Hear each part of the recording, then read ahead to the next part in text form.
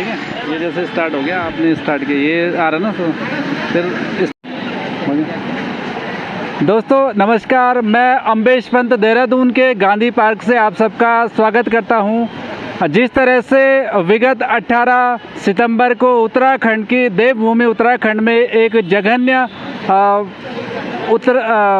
अंकिता भंडारी हत्याकांड हुआ, यानी शर्मसार करने वाली घटना उत्तराखंड की देवभूमि में घटित हुई, उसके लिए तमाम सामाजिक संगठन प्रदेश भर के अंकिता भंडारी को न्याय दिलाने के लिए लगातार प्रयासरत हैं। उसी में से देहरादून की एक महिलाओं की संस्था उत्तरजन, जो देहरादून के गांधी पार्क में यहाँ पे अंकिता की जघन्य हत्या के विरोध में यहाँ पे 3 दिवसीय उनका धरना यहाँ पे आयोजित किया गया है। मैं कुछ महिलाओं से बातचीत कर लूँगा। जिस तरह से उत्तराखंड को देवभूमि कहा जाता है, लेकिन एक बेटी के साथ में जो शर्मसार करने वाली घटना हुई, उसमें उत्तरजन का जो यहाँ पे आंदोलन है या उनका जो धरना है, मैं उनसे बातचीत कर लेता हूँ। सबसे पहले मैं आपके पास आना चाहूँगा, क्या शुभ नाम है आपका? गायत्री टमटा। जिस तरह से उत्तराखंड में एक सरकार बात करती है महिला सशक्तिकरण की, बेटी बचाओ बेटी पढ़ाओ की, लेकिन उत्तराखंड में एक अंकिता भंडारी जो 19 साल की लड़की थी, उसकी जघन्य हत्या कर दी गई है, उस पर क्या कहना आपका? देखिए, ये तो एक अंकिता थी जिसके बारे में हमें पता चला और उसके माँ बाप ने तुरंत एक्शन लिया, उनके परिजनों ने तुरंत एक्शन लिया। ना जाने इतनी कितनी अंकिताएं हैं जिनके बारे में हमें पता ही नहीं चलता है। तो सिर्फ सरकार की ही जिम्मेदारी नहीं है, हमारी भी जिम्मेदारी है कि कोई लड़की घर से बाहर निकल रही है काम करने, तो इसका मतलब ये नहीं है कि वो आप लोगों की प्रॉपर्टी है, आप जो मर्ज़ी उनके साथ करें। मतलब जितना हक पुरुषों को है उतना हक हमें भी है बाहर काम करने का। और ये हमारी जो सोच है कि महिला जो बाहर काम कर रही है, हम उनके साथ कुछ भी कर सकते हैं, या वो इतने खुले विचारों की होंगी कि वो कुछ भी करने को तैयार हो जाएगी, ये जो सोच है हमें इसे बदलना होगा। और इसके लिए हमें अपने बच्चों को आज से और अभी से, जब से वो पैदा होते हैं तभी से तैयार करना होगा। क्या शुभ नाम है आपका? जी, मेरा नाम है शालिनी रावत जी। आप यहाँ पे 3 दिवसीय धरने पे हैं, यहाँ पे क्या सरकार से आप मांग कर रहे हो, उत्तराखंड सरकार से? सर, हमारी सरकार से यही मांग है। सरकार पहले बात करती है बेटी बचाओ बेटी पढ़ाओ, लेकिन बेटी पढ़ाओ बढ़ाओ तभी आगे बढ़ा पाएंगे, उनको पढ़ा पाएंगे जब हम बेटी बचा पाएंगे। तो सबसे पहले मेरा सरकार से यही निवेदन है। सरकार से तो वैसे भी कोई अब एक्सपेक्टेशन रही नहीं है, क्योंकि जिस तरह से हम देख रहे हैं कि सरकार क्या कर रही है।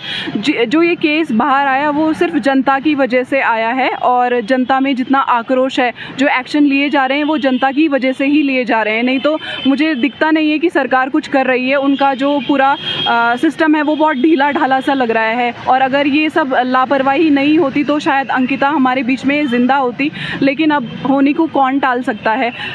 लेकिन अब आगे के लिए एक मिसाल अंकिता हमारे लिए बन चुकी है कि जो हमारे घर की बेटियां हैं वो किस तरह से अपने आप को अलर्ट रखें, किस तरह से अपने आप को सुरक्षित रखें, और अपने माँ बाप से मतलब संपर्क भी रखें। कोई भी प्रॉब्लम होती है तो इस तरह की कितनी घटनाएं होती होंगी ऐसे, और हमारे जो घर वाले हैं वो भी काफ़ी ज़्यादा डरे हुए हैं। मेरा जो काम है वो रिसर्च से रिलेटेड है, तो मैं बेसिकली जैसे तिब्बत बॉर्डर तक भी जाती हूँ, अकेले जाती हूँ। तो पहले तक ऐसे कुछ नहीं था, मुझे खुद में काफ़ी ज़्यादा कॉन्फिडेंस है, लेकिन मुझे ऐसा लगता है कि अब खुद पे कॉन्फिडेंस होना भी ये इनफ नहीं है, क्योंकि बाहर इतने सारे लोग ऐसे घूम रहे हैं। हम 4 लड़कों से खुद को कैसे बचा सकते हैं? अगर कोई 4 आ गए, 5 आ गए, लेकिन इसके लिए हमें पहले से ही तैयार होना होगा। और मेरी सबसे पहले सरकार से ये मांग है कि बेटी बचाओ बेटी पढ़ाओ, तो ये बात की बात है, लेकिन उनके लिए पहले सरकार पे इतने फंड्स हैं, बेटी के नाम पे इतने ज़्यादा फंडों की वो मतलब बातें करते हैं, लेकिन सबसे पहले सेल्फ डिफेंस होना चाहिए। अगर बचपन से ही छोटी बच्चियों में सेल्फ डिफेंस या इस तरह की कोई चीज़ें होती हैं तो उसको आगे बढ़ावा देना चाहिए। और दूसरा, लड़कों की मैं बात करूंगी कि लड़कों में नैतिक शिक्षा का जो है वो अभाव नहीं होना चाहिए। पहले से ही जैसे प्राइमरी स्कूल तक हमारी नैतिक शिक्षा इस बारे में बात करते हैं, आगे 10th 12th में जाते जाते ये सब ख़त्म हो जाता है, लेकिन इसको कंटिन्यू रखना चाहिए। अपने बच्चों को नैतिक शिक्षा देनी ये बहुत ज़्यादा आवश्यक है, जिस तरह से इस तरह के घिनौने अपराध ना हो। चलिए, नैतिक शिक्षा की आपने बात करी, नैतिकता की बात की, आपका क्या शुभ नाम है? मेरा सुशीला पचीसिया। आप यहाँ पे 3 दिवसीय धरने पे बैठे हुए हैं, क्या मांग कर रहे हैं आप सरकार से? सरकार ऐसे अपराधियों को कड़ी से कड़ी सजा दे कि जिससे हमारी ये उत्तराखंड इतना शर्मसार हुआ है, आगे ऐसा ना हो। आपका क्या शुभ नाम है? मेरा नाम सुनीता रावत है और मैं सबसे पहले तो अपनी बेटी अंकिता को नमन करती हूँ, जिसने आज हमें जागृत किया। और हम भाई लोगों को सभी को ऐसे जागृत रहना चाहिए। और मैं जब हमारा उत्तराखंड बना तो मैंने खुद अपने उत्तराखंड बनाने के लिए बहुत कष्ट झेले। हम रैली में गए, मेरे 8-9 महीने का बच्चा था पेट में, तो हम 20 किलोमीटर पैदल जाना, 20 किलोमीटर आना बिना भूख प्यास के अपने उत्तराखंड बनाने के लिए हमने बहुत संघर्ष किया। खुद मैंने तो बिना भूख प्यास के गए हम। तो हमें इस लड़ाई में जारी रहना है और उन को सज़ा देनी है, उसकी हत्यारों को सज़ा देनी है, तब हम चैन से बैठेंगे। धन्यवाद। हत्यारों को फांसी की सज़ा की मांग वहाँ पे कर रहे हैं। आपका क्या शुभ नाम है? मैं कमला डिमरी हूँ। जिस तरह से आप यहाँ पे 3 दिवसीय धरने पे बैठे हैं, क्या मांग कर रहे हैं आप सरकार से? ये मांग कर रहे हैं कि उत्तराखंड में जो यहाँ की संस्कृति नहीं है उत्तराखंड की ऐसी कि इस तरह की घटनाएं यहाँ पर हो, ऐसी हमारी कल्पना से परे है ये सब जो कुछ आज हुआ है। और पता नहीं, हो सकता है कि पहले भी हमारी बेटियों के साथ ऐसा हुआ जो हमारी नज़र में ना आया हो, लेकिन इस जघन्य अपराध के बाद उत्तराखंड की जनता बिल्कुल त्राही त्राही कर रही है। हम सबकी मांग है कि हमारी बेटियों को सुरक्षा दी जाए और हमारी बेटियों को ऐसे अन्याय, ऐसे दरिंदों को ऐसा कठोर दंड दिया जाए ताकि वो कभी आगे आने वाली पीढ़ी या आगे आने वाले लोग कभी भी इस तरह का अत्याचार हमारी बेटियों पर न कर सकें। जी, क्या शुभ नाम है आपका? मेरा नाम ज्योत्सना कुकरेती।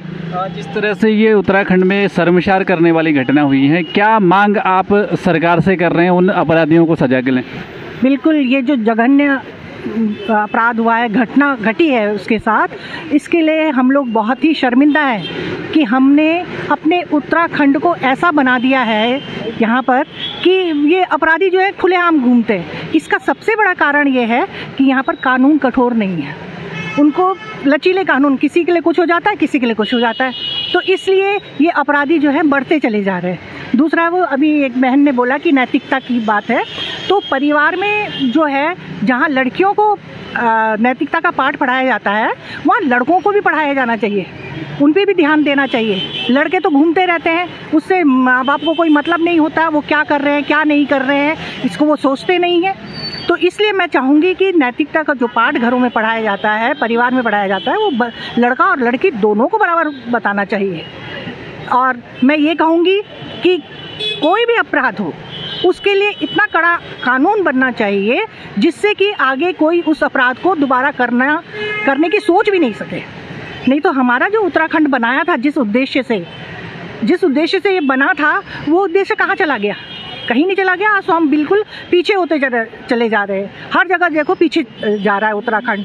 तो इसके लिए मैं तो सबसे पहले सरकार को दोष दूंगी कि इनके कानून कड़े नहीं हैं, ये ध्यान नहीं दे रहे हैं कि कहाँ पर क्या हो रहा है, अतिक्रमण हो रहा है, ये हो रहा है, वो हो रहा है, ये ऐसी उस ओर ध्यान नहीं दे रहे हैं। और भ्रष्टाचारी बढ़ते चले जा रहे हैं, जिसकी मर्जी आ रही जो कर रहा है, कोई ध्यान नहीं दे रहा है। तो मैं तो सबसे पहले सरकार से यही निवेदन करूँगी कि जो ऐसा अपराध कर रहे हैं उनको कड़ा सा सजा हो। और ये जो अंकिता भंडारी के साथ हुआ है, इनके जो ये हत्यारे हैं, इनको फांसी की सज़ा दी जाए। अगर इनको फांसी की सज़ा मिलेगी तो आगे के लिए समाज सुधरने लगेगा। ऐसे नहीं है कि उसको ढील ढाल देते हुए लंबा खींच दो, उसके बाद अपराधी छूट जाए, तो सबके दिमाग में ये आता है कि अरे बाद में तो हम छूट जाएंगे। तो इसलिए ये अपराध बढ़ते चले जा रहे हैं। ये घटना हमारे सामने आई है, पता नहीं कितनी अंकिताएँ जो हैं उससे गुजर चुकी हैं। तो ये मैं यही कहूँगी कि फांसी की सज़ा होनी ही चाहिए। चलिए, फांसी की सज़ा होनी चाहिए। आप भी यहाँ पे धरने पे बैठे हैं, 3 दिवसीय धरना है आपका, क्या मांग आप कर रहे हैं सरकार से?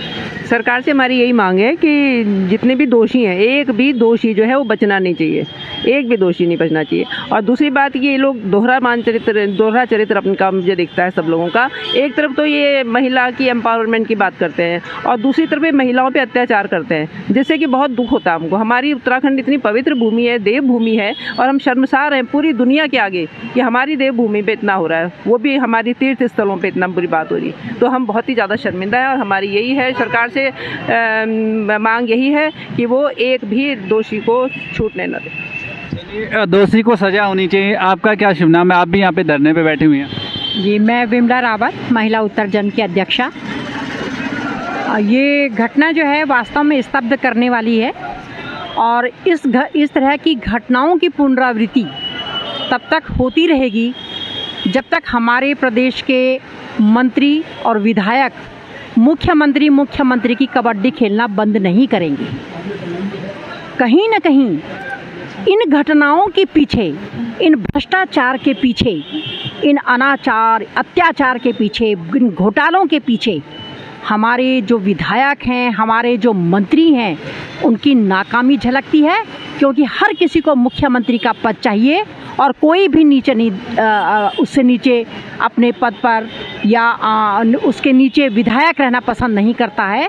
सिर्फ और सिर्फ उनको मुख्यमंत्री का पद चाहिए होता है। इससे हमारे अधिकारी न तो काम करते हैं, न अपने जो तैनाती स्थल है वहाँ पर बैठते हैं। इससे क्या है कि जो निचले दर्जे का जो कर्मचारी है, जो निचले दर्जे का जो अधिकारी है, वो बिल्कुल अपनी मनमानी पर उतर आता है। इस मामले में भी यही हुआ कि जो पटवारी है, पटवारी ने अपने मतलब से अपने घूस खा करके और अपने मतलब से अपना वसूल करते हुए, अपना पैसा वसूल करते हुए उसको खुली छूट दे रखी थी। उस अपराधी को, जिसको कई साल पहले जेल में होना चाहिए था, वो उसको खुली छूट दी हुई थी अपराध करने की। तो हमारे विधायक राजनीतिज्ञ, हमारा ये दल कतई राजनीतिज्ञ नहीं है, हम किसी राजनीतिक दल से नहीं है, हम किसी राजनीतिक दल को सपोर्ट नहीं करते हैं।